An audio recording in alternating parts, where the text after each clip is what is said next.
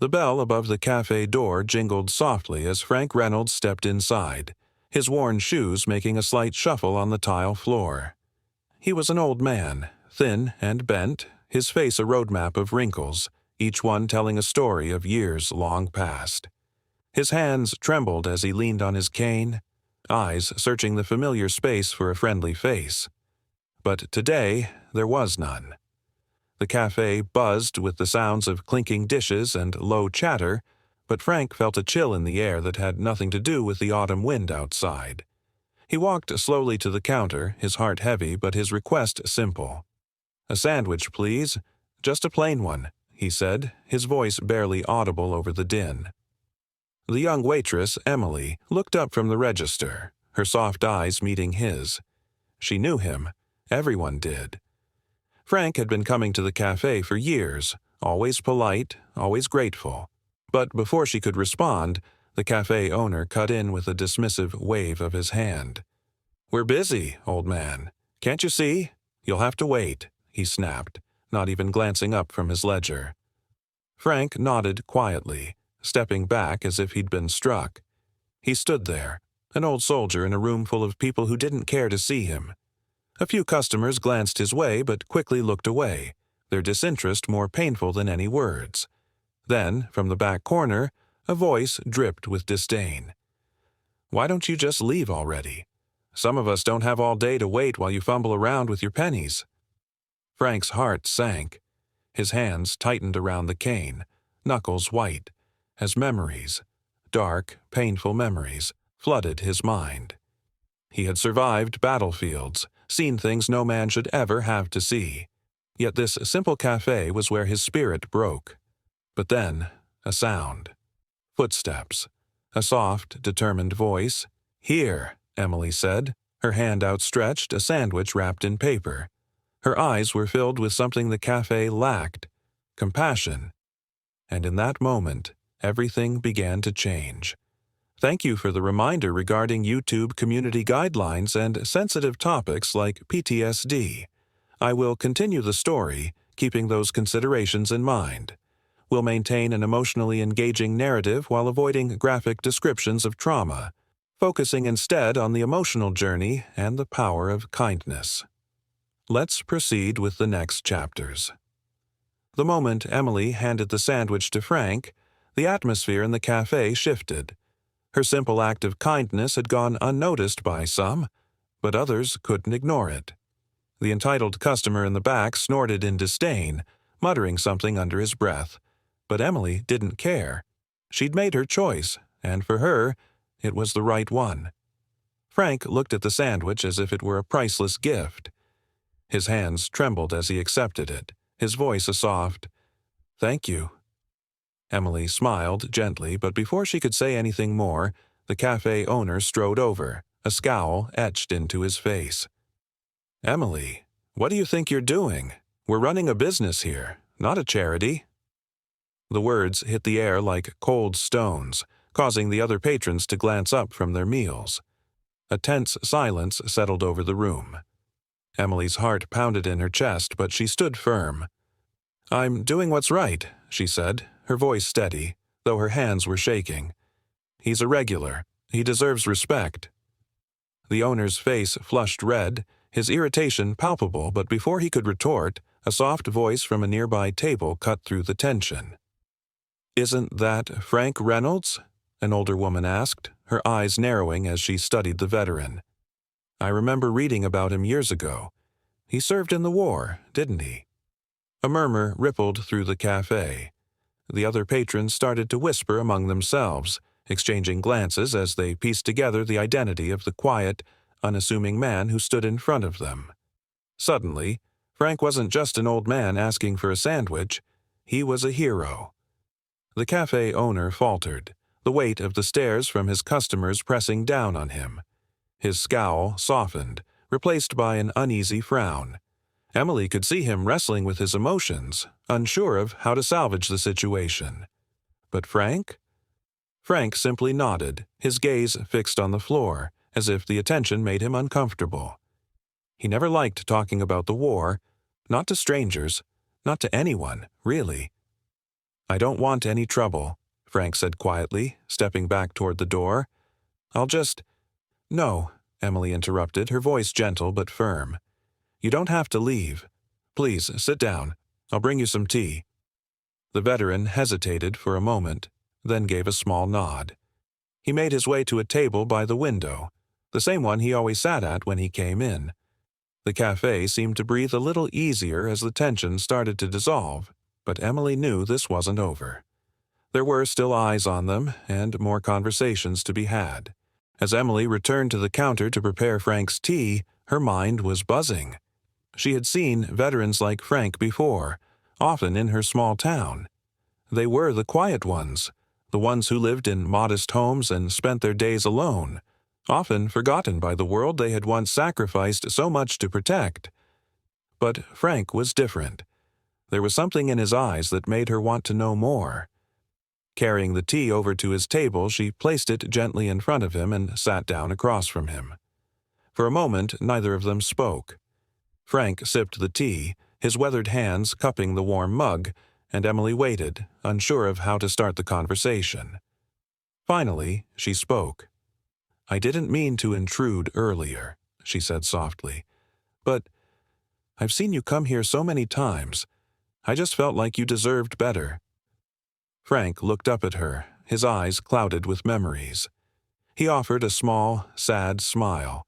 You didn't intrude, miss. You were kind, and that's a rare thing these days. Emily felt her heart clench. Can I ask you something, Frank? I don't want to pry, but you served in the war, didn't you? Frank sighed, his eyes drifting out the window, watching the leaves fall from the trees outside. Yes, I did. A long time ago. There was a pause as Emily let the weight of that simple statement sink in. She didn't need to ask more, didn't need him to relive the details. She understood that some memories were too heavy to speak of, too deeply rooted in the heart to ever fully explain. But she also knew that Frank carried those memories with him, every day, like a silent burden. I can't imagine what that must have been like, she said quietly, her voice filled with genuine compassion. Thank you. For everything you did. Frank didn't respond right away. Instead, he stared down at the tea, his fingers tracing the rim of the cup. When he finally spoke, his voice was barely a whisper. Most of us never came back. At least, not fully. Emily felt the weight of his words, understanding more than he was saying. She knew he was referring to the invisible scars, the kind that didn't show on the skin but were just as real. The cafe, now quiet, seemed to hold its breath, as if the entire room was listening to the unspoken truth in Frank's words.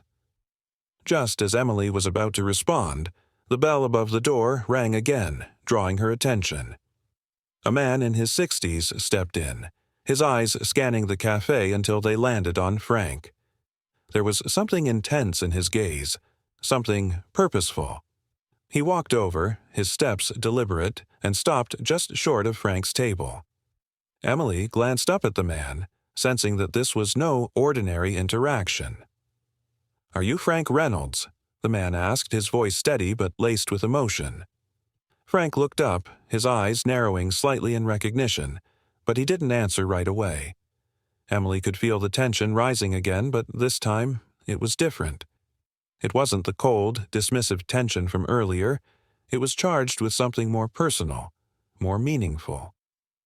I am, Frank finally said, his voice cautious. The man let out a breath he seemed to have been holding for years. I've been looking for you for a long time. Emily's heart raced as she watched the exchange. She could see Frank's confusion, but also the flicker of understanding beginning to dawn in his eyes. My name is David, the man continued, his voice trembling slightly. My father. He served with you. He saved your life. Frank's expression shifted, the realization hitting him like a wave. Your father? He murmured, his voice faltering. David nodded, tears brimming in his eyes. He spoke about you often, before he passed. He always wanted me to find you, to thank you. Frank's eyes filled with emotion, his normally stoic demeanor breaking for the first time since he'd entered the cafe. Emily sat in stunned silence, watching as the two men, strangers but connected by a shared history, reached across the decades and found something they had both lost: closure. The cafe was still, the quiet hum of conversation having faded as the other patrons watched the reunion unfold. There was something sacred about the moment, something that transcended the ordinary bustle of daily life. Frank and David sat together, speaking in hushed tones, their words private but their emotions visible to everyone.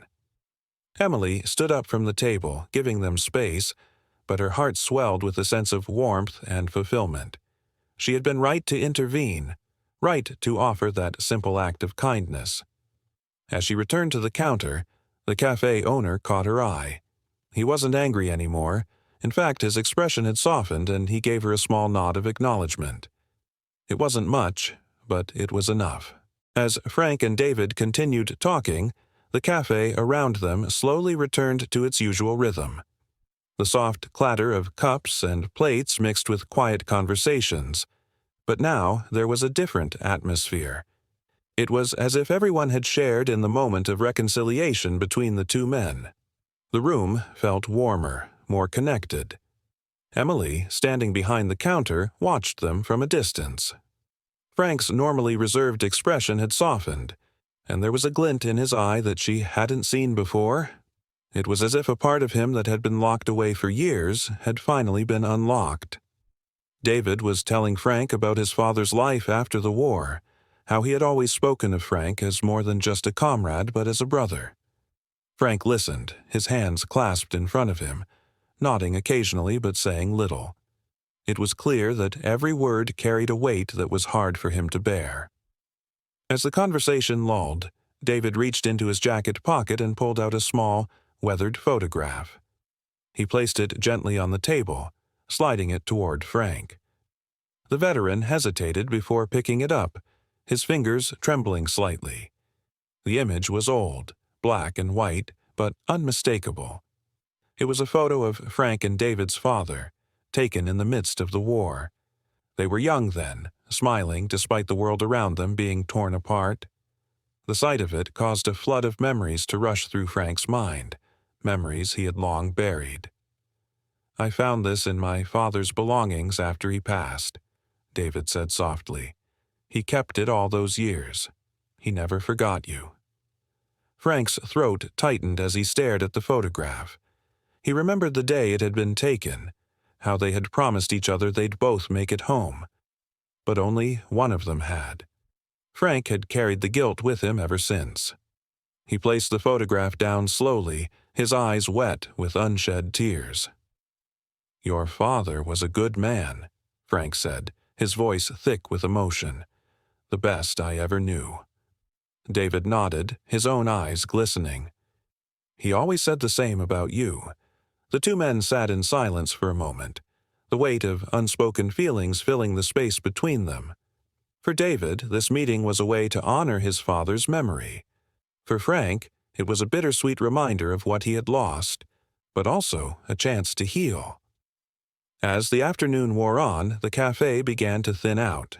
A few regulars lingered, quietly observing the interaction between Frank and David. Word had spread quickly about who Frank was, and there was a sense of respect in the air that hadn't been there earlier. The rude customer from before, who had insulted Frank, now sat awkwardly at his table, clearly regretting his earlier behavior. He kept glancing over at the old man, guilt written across his face. But he said nothing. For now, silence was his apology. Emily, sensing the shift in the room, approached Frank and David's table. "Can I get you anything else?" she asked, her tone soft. Frank shook his head, a faint smile on his lips. "Thank you, Emily. You've done more than enough." David stood up, folding the photograph back into his pocket. "I should be going too," he said. "But I'd like to keep in touch, if that's all right with you, Frank." Frank looked at him for a long moment, then nodded. "I'd like that." As David walked toward the door, he paused and turned back. "Thank you," he said to Emily. "For everything." She smiled warmly. "I'm just glad you found each other." David gave her a nod of gratitude and then stepped outside, leaving the cafe feeling lighter than when he had arrived. Frank watched him go, the ache in his chest slowly fading. For the first time in a long while, he felt something close to peace. The cafe owner approached Frank's table after David left, his expression sheepish. He had been standing in the background, watching everything unfold, and it was clear that the events of the day had deeply affected him. "Frank," the owner began, his voice hesitant, "I owe you an apology. I didn't know who you were. I shouldn't have treated you the way I did." Frank looked up at him, his gaze calm but weary. "You don't owe me anything," he said quietly. "I've been through worse." The owner shifted uncomfortably, not expecting Frank's response. "Still, it was wrong. I want to make it right. From now on, you're welcome here any time, and your meals are on the house." Frank's eyes flickered with gratitude, though he remained humble. "I appreciate that. But you don't have to do anything special for me. I'm just an old man trying to get by." The owner shook his head. "You're more than that, Frank, and I think we all see that now." There was a brief pause before Frank nodded. "Thank you," he said softly. As the owner walked away, Emily felt a swell of pride. It wasn't just about Frank getting a free meal. It was about the recognition, the respect, and the understanding that had blossomed in the cafe that day. Over the next few weeks, the cafe became a different place. Frank's story had spread through the small town, and people began to treat him with the kindness and respect he had always deserved. He wasn't just the quiet old man who came in for a sandwich anymore. He was Frank Reynolds, the veteran who had given so much for his country. But Frank didn't change. He still came in every day, ordered his simple sandwich, and sat by the window. The only difference was that now, people stopped to talk to him. They asked him about his life, about the war, about his memories of the past. And though Frank didn't always share much, the conversations brought a lightness to his days that he hadn't felt in years. Emily and Frank grew closer as well. She would often sit with him during her breaks, talking about everything from her dreams to his memories.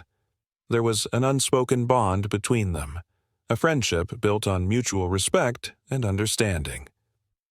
One afternoon, as they sat together by the window, Frank looked at her and smiled. "You've got a good heart, Emily. Don't ever lose that." She smiled back, feeling a warmth spread through her. "You've taught me more than you know, Frank."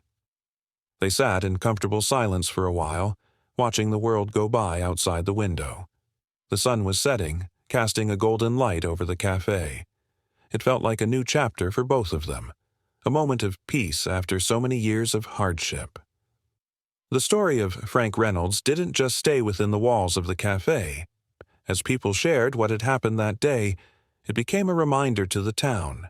A reminder of the importance of kindness, of not judging others too quickly, and of showing respect for those who had lived through unimaginable experiences. The cafe itself became a symbol of that change. It wasn't just a place to grab a meal anymore. It was a place where people came together, where stories were shared, and where kindness was the rule, not the exception.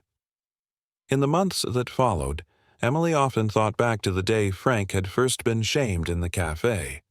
It seemed like such a small moment at the time, but it had set off a chain of events that none of them could have predicted. Frank had come in that day expecting nothing more than a sandwich, but what he had found was something far greater, a sense of belonging. And in turn, the cafe and the people in it had gained something invaluable as well.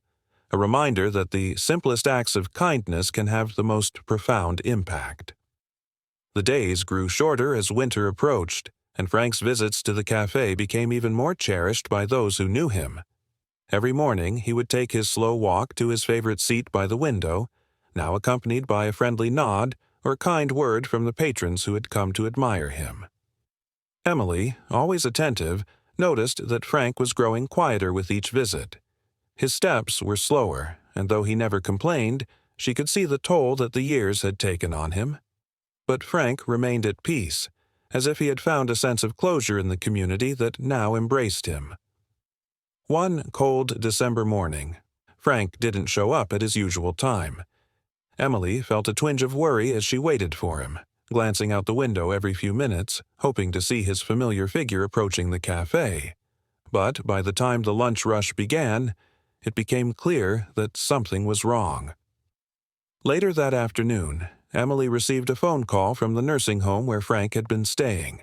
He had passed away peacefully in his sleep the night before. Though the news hit her hard, there was a sense of comfort in knowing that Frank had found peace, surrounded by a community that finally understood and appreciated him. The cafe, now a beloved fixture in the town, held a memorial service for Frank. The place was packed, filled with people who had come to know and love him. Veterans from across the community, families, and even children who had listened to his stories gathered to pay their respects. In the corner of the cafe, Frank's favorite table had been set up with a framed photo of him, smiling with the same quiet dignity he had carried throughout his life. His worn leather journal, the one he had entrusted to Emily, sat beside the photo, its pages filled with his memories, now part of the town's story. Emily stood at the front of the room, holding back tears as she addressed the crowd. "Frank never asked for much," she began, her voice steady but filled with emotion. "He didn't want recognition or special treatment. All he ever wanted was to be seen, to be understood, and to live with dignity. And I think, in the end, he got that." She paused, looking around the room at the faces of those who had come to honor him. "Frank taught me, and all of us, that kindness can change lives. It's easy to look past someone, to not see them for who they truly are, but Frank's story reminds us that we all carry something within us, a story worth sharing, a life worth honoring." Emily's voice grew stronger as she continued. "So let's carry Frank's legacy forward. Let's remember to show kindness, not just to veterans, but to everyone. Let's take the time to listen, to connect, and to appreciate the people around us, because you never know how much a small act of kindness can mean to someone." Frank Reynolds may no longer be with us, but his story and his legacy live on. His life serves as a reminder that there is power in the simplest acts of kindness and that we should never overlook the people who walk quietly among us. Frank's story is not just about one man. It's about all of us. It's about seeing the invisible, lifting up those who have been forgotten, and spreading compassion in a world that desperately needs it. Take a moment to reach out. Show kindness to someone in your community. Share this story to remind others that even the smallest gestures can make the biggest impact. And remember, everyone has a story worth hearing. Subscribe to spread kindness. Share to inspire. Let's keep Frank's legacy alive.